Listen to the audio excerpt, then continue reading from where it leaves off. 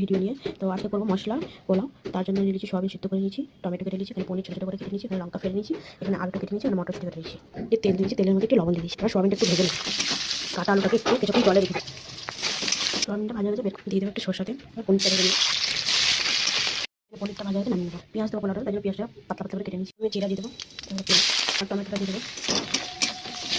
এক চামচ জিরা ধনা গুঁড়া, জিরা গুঁড়া দিয়ে দেবো, হলুদ, লবণ, আদা জিরা পেস্ট, তাই আমি আদা পেস্ট হয়ে গেছে।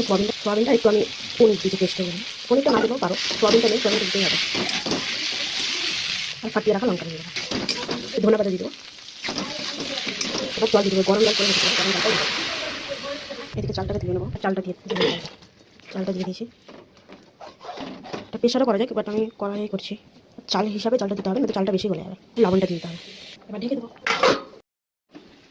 তো আমাদের মশলা পোলাও রেডি হয়েছে। কেমন হয়েছে অবশ্যই কমেন্টে জানাবেন। বাই।